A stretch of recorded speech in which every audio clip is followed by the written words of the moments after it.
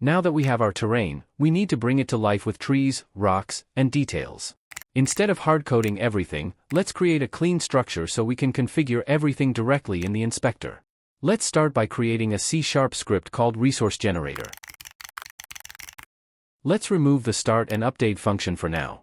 We use system serializable here to expose this struct to the Unity inspector. Let's create a struct called biome decoration.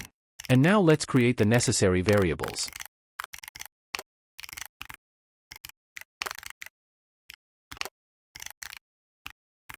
Now added a range for the spawn chance.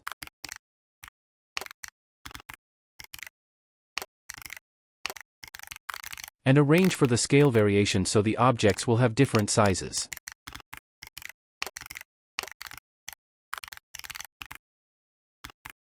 Now we create a list for the available decorations. This allows us to create profiles for forest, desert, or mountains, assigning specific prefabs and spawn chances for each one. And let's add it a seed too so it can have persistent generation. Don't forget to add using system collections generic to correct the syntax error on list. Now, let's build the engine. Create a public void method called generateResources. We need to pass in our dictionary of coordinates and hex cells so we know where to place things. First step, let's handle the randomness. If the seed is 0, we pick a random one. Then, we initialize the state with that seed to ensure consistency every time we run.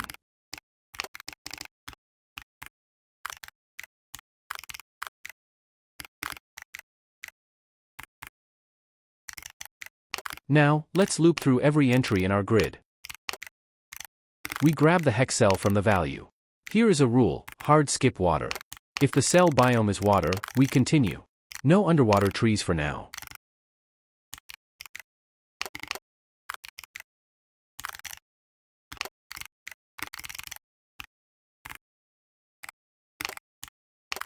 Now, we iterate through our list of decorations.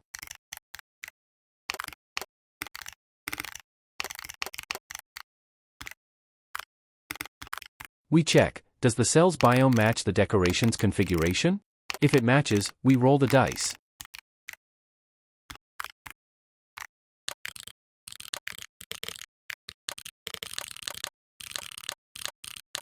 If random.value is less than our spawn chance, we call a new method spawnResource, passing the cell and the decoration data.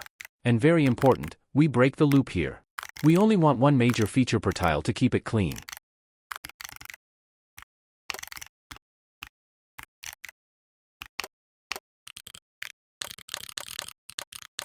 Now let's write that spawnResourceHelper method.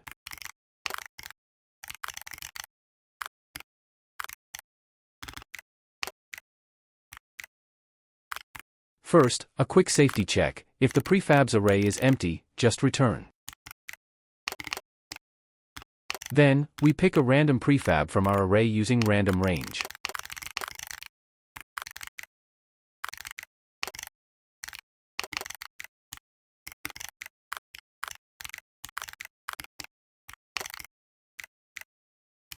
And finally, we instantiate it at the cell's position, with no rotation.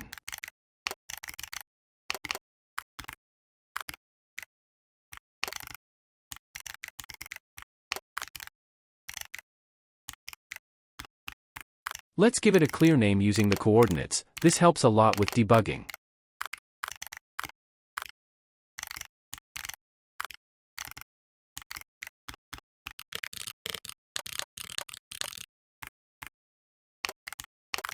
And to keep our hierarchy organized, we set the parent of this new object to be the hex cell itself.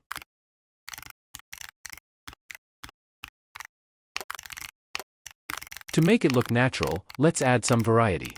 We apply a random rotation around the y-axis.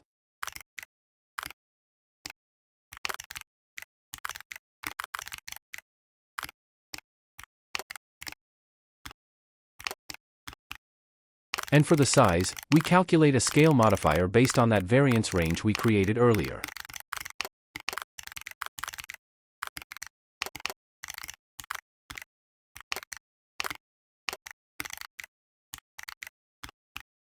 Then multiply the local scale by this modifier.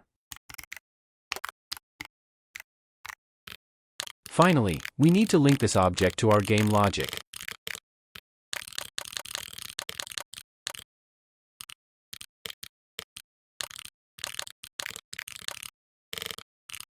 We try to get the hex feature component. If it's missing on the prefab, we add it via code as a failsafe.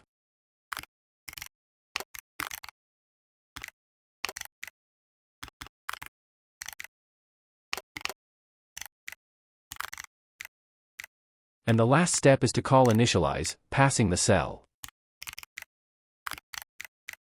Now that the script is ready, we can add it to the Grid Manager object or the object you attach to the HexGridGenerator script. Now we can create profiles for the tiles or biomes that we created. Let's create one right now. Let's create a decoration that will spawn in the sand tiles or biome. Now drag and drop all the objects that you want to be instantiated on the biome you selected. Set the spawn chance to something like 0.3 or 30%.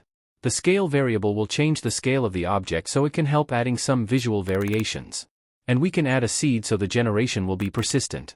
Before we can test it, we need to make some changes into the HexGridGenerator script. Let's do it now. Right now, it just spawns objects and forgets about them. We need to store this data so our resource generator knows where to place the trees. First, let's add a dependency reference to our resource generator. And we need a dictionary to act as our grid memory, storing coordinates and hex cells.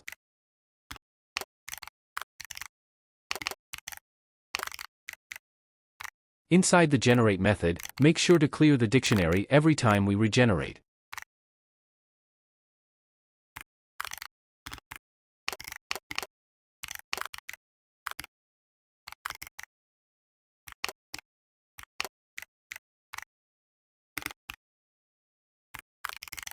Now, inside the loop, we need to capture the biome type. When we select the prefab based on noise, let's also assign the correct enum: water, desert, grassland, or mountain.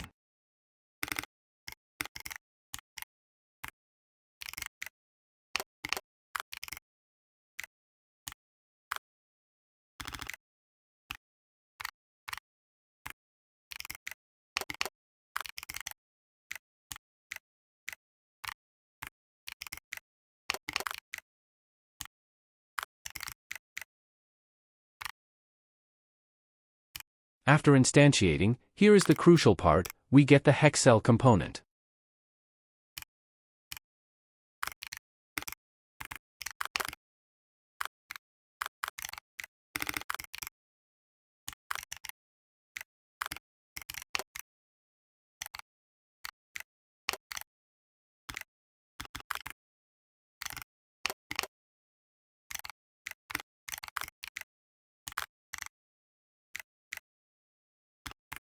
We assign the coordinates, x and z.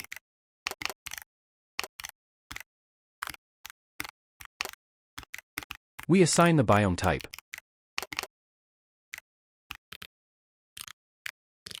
And finally, we add this cell to our dictionary. Now that our grid is stored in memory, at the very end of the loop, we simply call ResourceGenerator.generate resources passing our grid. And that's it. The two systems are now connected. Now the only thing we need is to connect the HexGridGenerator dependency and we can test it. Wonderful, the system is working, and the cactus have instantiated correctly on the sand tiles. Now let's create more variation profiles to test the system.